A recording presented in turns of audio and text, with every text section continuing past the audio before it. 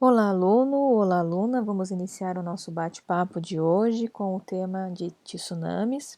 Contudo, nós temos que lembrar o que nós havíamos falado em outros bate-papos. Nós estávamos falando que as placas tectônicas, elas estão em constante movimento. A gente não percebe, mas existe uma dinâmica ali no interior da Terra. E que essa possibilidade de deslocamento entre as placas pode provocar o encontro entre elas ou o afastamento entre elas, né? E isso pode provocar, né, o que nós chamamos de terremotos, quando ocorrem essas vibrações, esses encontros, esses abalos sísmicos, né, vão proporcionar ondas aí, e se ocorre dentro do continente, da litosfera, que é a parte formada por rochas, nós vamos ter o que nós conhecemos como terremotos. Contudo, essa dinâmica, esses abalos sísmicos também podem ocorrer, tá? No fundo dos oceanos, e aí essas ondas sísmicas que ocorrem nos oceanos vão proporcionar o quê? Que enormes massas de águas se desloquem, né? Provocando ondas gigantescas, chamadas de tsunamis ou maremotos. Então, essa imagem mostra para vocês, né, o que aconteceu, um exemplo de como surge uma tsunami. Então, nós temos a primeira imagem, que é esta aqui. Nesta imagem, nós podemos visualizar aqui, ó, que temos uma placa vindo neste sentido e uma placa que vai descer. Então, este movimento de placas tectônicas vai proporcionar o quê? Um deslocamento de água, tá? No fundo do oceano, né? E esse tremor vai deslocar essa massa, então, para onde? Vai haver um deslocamento dessa massa para o continente. Quando ela está no oceano, a velocidade dessa onda ela é muito rápida. Contudo, quando ela chega, tá, próxima ao litoral, ela vai perdendo a velocidade, contudo, ela ganha em altura. Por isso que são as famosas tsunamis. Então, ela perde velocidade, mas ela ganha em altura. Então, é isso que acontece aí. Essas ondas podem chegar, então, a aproximadamente 30 metros de altura, o que vai equivaler aí a um prédio de 10 andares, e podem atingir velocidades de mais de 80 km por hora, para vocês terem uma ideia. Então, não é possível prever com muita antecedência quando um terremoto irá acontecer. O que se sabe é que existem vários pontos do planeta, principalmente onde existe o encontro dessas placas tectônicas, né? Eles são monitorados e quando ocorre-se o registro de algum tremor acima do normal, é feita uma rede de comunicação já e avisando o que pode vir a acontecer. Se acontecer no oceano, a probabilidade é gerar tsunamis. Se acontecer, então, sobre o continente, né, aí o que acontece? A comunicação acaba sendo um pouquinho ineficiente, porque vai pegar as pessoas meio que desprevenidas, né, elas vão sentir no ato aí dessa liberação de energia. Quando ocorre no oceano, eles conseguem ainda prever mais ou menos assim, ganham alguns minutos de comunicação para que as pessoas possam se preparar.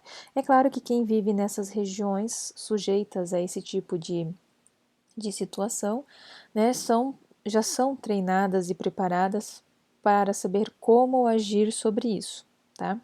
Então, dando continuidade, vamos lá. Mas há alguns sinais, tá, que ocorrem momentos antes de um grande terremoto, como os tremores localizados e a liberação de gases por vulcões.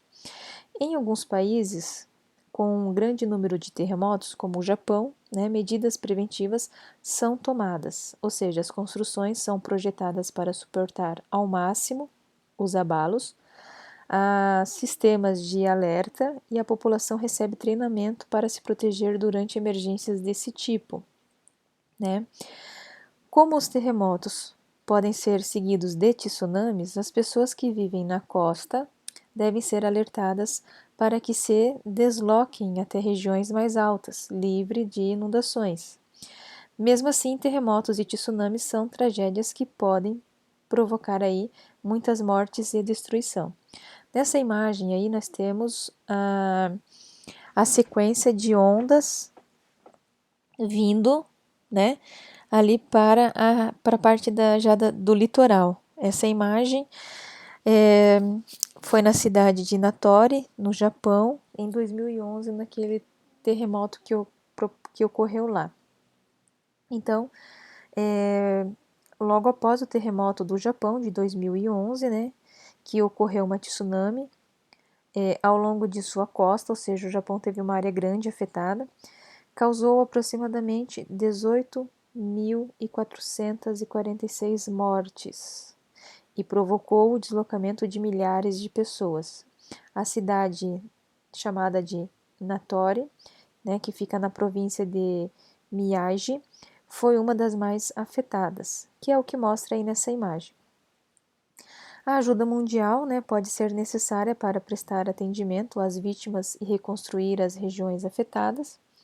Por isso, outros países devem exercer a solidariedade e colaborar, fornecendo ajuda humanitária, né, às populações em situações de risco. O Brasil fica no centro de uma placa tectônica, né, então está longe das regiões de encontro de placas. Mas em locais onde as placas tectônicas se concentram, existe maior chance de ocorrerem terremotos de alta intensidade e com maior frequência. Aqui eu vou aproveitar um momento e falar uma curiosidade, que na região ali do Chile, provavelmente na Colômbia, né, e subindo, indo para a América Central, América do Norte, porque ele tem uma grande trecho de encontro, né, de placas tectônicas, existem aplicativos que as pessoas já conseguem monitorar no celular. Então já consegue visualizar o que está ocorrendo ali pelo entorno. Tá? Isso é uma questão, né, de estar sempre atento e antenado. Bom, dando continuidade aqui, então, pequenos tremores podem ocorrer com menor frequência em regiões de falhas geológicas no interior dessas placas.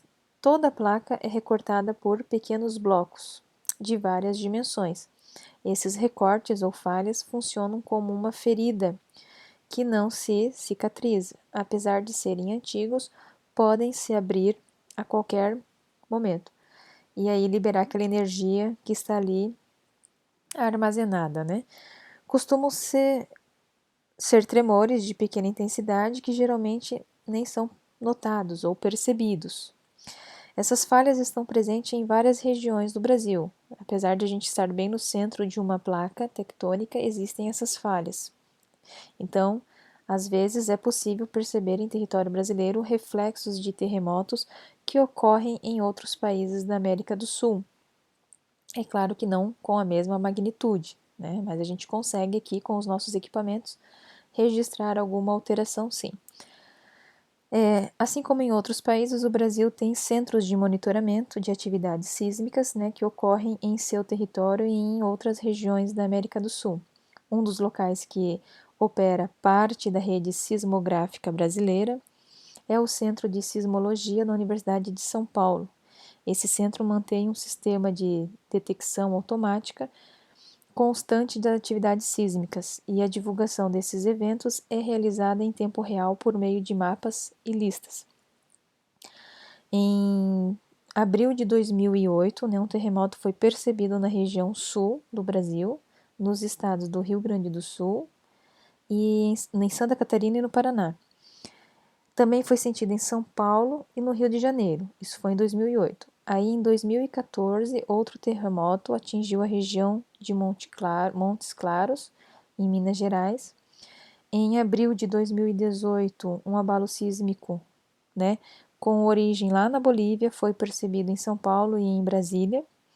Então, aí vem a questão, né, da gente saber da importância de se conhecer sobre isso. Provavelmente, de tempo em tempo, a gente vê nos noticiários notícias com esses tipos de evento, né? De terremotos, de tsunamis é mais difícil, mas terremotos é mais fácil.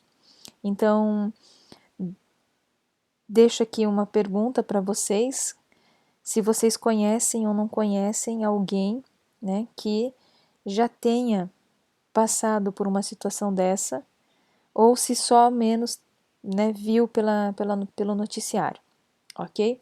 Fico por aqui e aguardo aí vocês numa próxima oportunidade.